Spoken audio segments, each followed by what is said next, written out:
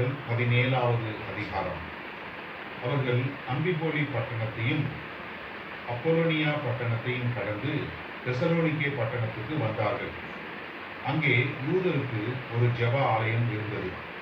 பவுல் தன் வழக்கத்தின்படியே அவர்களிடத்தில் போய் 3 ஓய்வு நாட்களில் வேத வாக்கியங்களின் நியாயங்களை எடுத்து அவர்களுடனே சம்பாஷித்து, கிறிஸ்து பாடுபடவும் மரித்தோரிலிருந்து எழுந்திருக்கவும் வேண்டியதென்றும் நான் உங்களுக்கு அறிவிக்கிற இந்த இயேசு கிறிஸ்து என்றும் காண்பித்து சிற்றாந்தப்படுத்தினார்.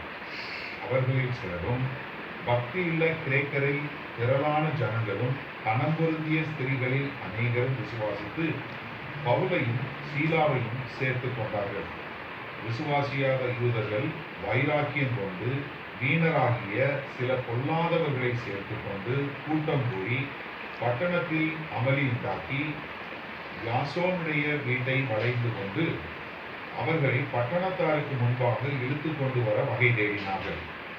அவர்களை காணாமல் யாசோனையும் சில சகோதரரையும் பட்டணத்து அதிகாரிகளிடத்தில் இழுத்து கொண்டு வந்து, உலகத்தை கலக்குகிறவர்கள் இங்கேயும் வந்திருக்கிறார்கள். இவர்களை யாசோன் ஏற்றுக்கொண்டான். இவர்கள் எல்லோரும் இயேசு என்னும் வேறொருவனை ராஜா என்று சொல்லி ராயனுடைய கட்டளைகளுக்கு விரோதமாக செய்கிறார்கள் என்று கூக்குரலிட்டு இவைகளை கேட்டுக்கொண்டிருந்த ஜனங்களையும் பட்டணத்து அதிகாரிகளையும் கலங்க பண்ணினார்கள். பின்பு அவர்கள் யாசோனிடத்திலும் மற்றவர்களிடத்திலும் ஜாமீன் வாங்கிக் கொண்டு அவர்களை விட்டுவிட்டார்கள். உடனே சகோதரர் ராத்திரி காலத்திலே பவுலையும் சீலாவையும் பெராயா பட்டணத்துக்கு அனுப்பிவிட்டார்கள். அவர்கள் அங்கே சேர்ந்து யூதருடைய ஜெப ஆலயத்திற்கு போனார்கள். அந்த பட்டணத்தார் மனோவாஞ்சியாய் வசனத்தை ஏற்றுக்கொண்டு, காரியங்கள் இப்படி இருக்கிறதா என்று தினந்தோறும் வேத வாக்கியங்களை ஆராய்ந்து பார்த்ததினால் தெசலோனிக்கேயில் உள்ளவர்களை பார்க்கிலும் நற்குணசாலிகளாய் இருந்தார்கள்.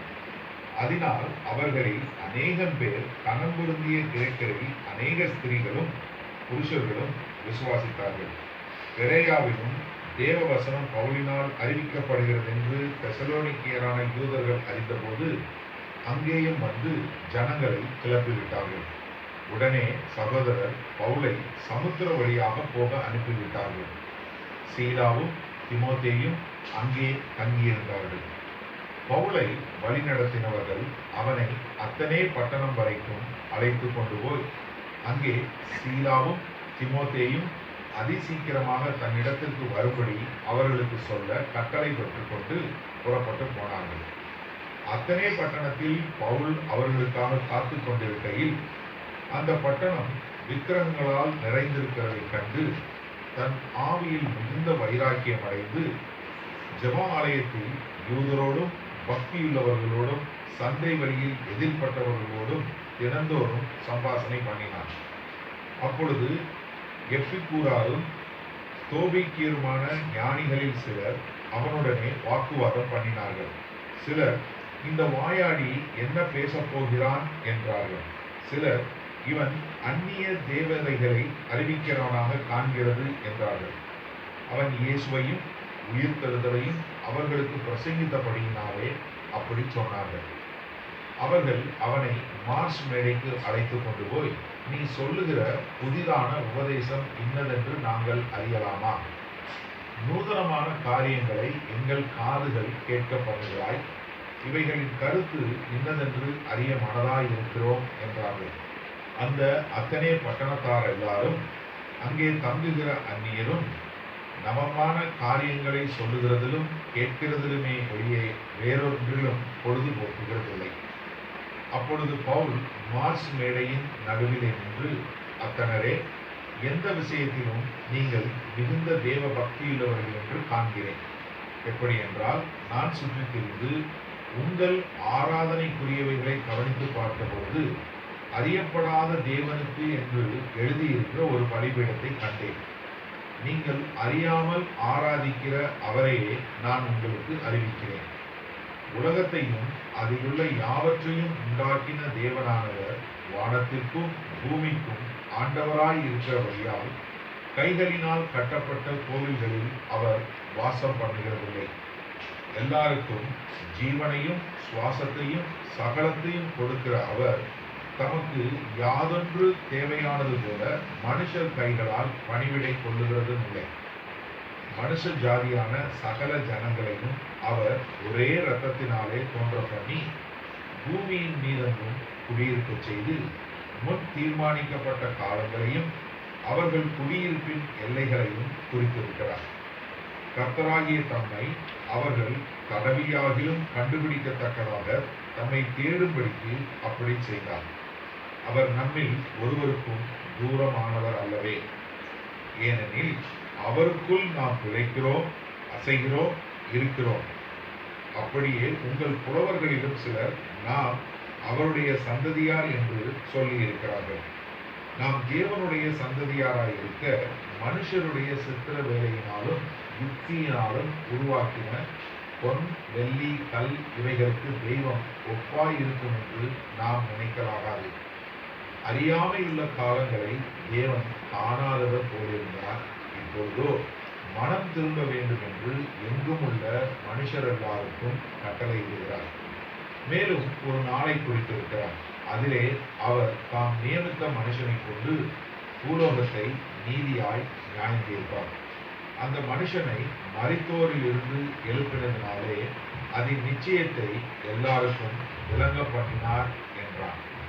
மரித்தோரின் உயிர்த்தெழுதலை குறித்து அவர்கள் கேட்டபொழுது சிலர் இகழ்ந்தார்கள். சிலர் நீ சொல்லுகிறதை இன்னொரு வேளை கேட்போம் என்றார்கள். இப்படி இருக்க பவுல் அவர்களை விட்டு போய்விட்டான். சிலர் அவனை பற்றி கொண்டு விசுவாசிகளானார்கள். அவர்களில் மார்ஸ் மேடையின் நியாயாதிபதிகளில் ஒருவனாகிய தியோனிசியு என்பவனும் தாமரி என்னும் பேருள்ள ஒரு ஸ்திரீயும் இவர்களுடனே வேறு சிலரும் இருந்தார்கள். நடவடிக்கைகள் 18வது அதிகாரம். அதன் பின்பு பவுல் அத்தனே பட்டணத்தை விட்டு கொரிந்து பட்டணத்துக்கு வந்து யூதர் எல்லாரும் ரோமாபுரியை விட்டு போகும்படி கிளவுதிராயன் கட்டளையிட்டபடியினாலே இத்தாலியாவிலிருந்து புதிதாய் வந்திருந்த பொந்து தேசத்தானாகிய ஆக்கில்லா என்னும் நாமமுள்ள ஒரு யூதனையும் அவன் மனைவியாகிய பிரிஸ்கில்லாளையும் அங்கே கண்டு அவர்களிடத்திற்கு போனான். அவர்கள் கூடாரம் பண்ணுகிற தொழிலாளிகளாய் இருந்தார்கள். தானும் அந்த தொழில் செய்கிறவனானபடியினாலே அவர்களிடத்தில் தங்கி வேலை செய்து கொண்டு வந்தான். ஓய்வு நாள் தோறும் அவன் ஜெப ஆலயத்திலே சம்பாஷணை பண்ணி யூதருக்கும் கிரேக்கருக்கும் புத்தி சொன்னான். மக்கதோனியாவிலிருந்து சீலாவும் திமோத்தேயும் வந்தபோது பவுல் ஆவியில் வைராக்கியம் கொண்டு இயேசுவே கிறிஸ்து என்று யூதருக்கு சிற்றாந்தப்படுத்தினான். அவர்கள் எதிர்த்து நின்று தூஷித்த போது அவன் தன் வஸ்திரங்களை உதறி, உங்கள் இரத்தப்படி உங்கள் தலையின் மேல் இருக்கும், நான் சுத்தமாய் இருக்கிறேன், இது முதல் புறஜாதியாரிடத்திற்கு போகிறேன் என்று அவர்களுடனே சொல்லி அவ்விடத்தை விட்டு தேவனை வணங்குகிறவனுமாகிய கிறிஸ்து என்னும் பேருள்ள ஒருவனுடைய வீட்டிற்கு வந்தான். அவன் வீடு ஜெப ஆலயத்திற்கு அடுத்ததாய் இருந்தது. ஜெப ஆலய தலைவனாகிய கிறிஸ்து என்பவன் தன் வீட்டார் அனைவரோடும் கர்த்தரிடத்தில் விசுவாசம் உள்ளவனானான். கொரிந்தியரில் அநேகரும் சுவிசேஷத்தை கேட்டு விசுவாசித்து ஞானஸ்நானம் பெற்றார்கள். ராத்திரியிலே கர்த்தர் பவுலுக்கு தரிசனமாகி, நீ பயப்படாமல் பேசு, மௌனமாயிராதே, நான் உன்னுடனே கூட இருக்கிறேன், உனக்கு தீங்கு செய்யும்படி ஒருவனும் உன்மேல் கை போடுவதில்லை. இந்த பட்டணத்தில் எனக்கு அநேக ஜனங்கள் உண்டு என்றார். அவன் 1 வருஷமும் 6 மாதமும் அங்கே தங்கி தேவ வசனத்தை அவர்களுக்குள்ளே உபதேசம் பண்ணி கொண்டு வந்தான்.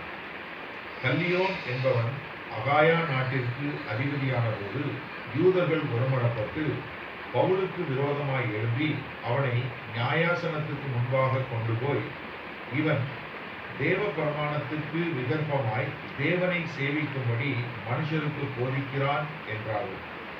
பவுல் பேசுவதற்கு எத்தனப்படுகையில் கல்லியோன் யூதரை நோக்கி, யூதர்களே, இது ஒரு அநியாயமாய் அல்லது பொல்லாத நடவடிக்கையாய் இருக்குமேயானால் நான் உங்களுக்கு பொறுமையாய் செவி கொடுப்பது நியாயமாய் இருக்கும். இது சொற்களுக்கும் நாமங்களுக்கும் உங்கள் வேதத்துக்கும் அடுத்த தர்க்கமானபடியினாலே இப்படிப்பட்டவர்களை குறித்து விசாரணை செய்ய எனக்கு மனதில்லை.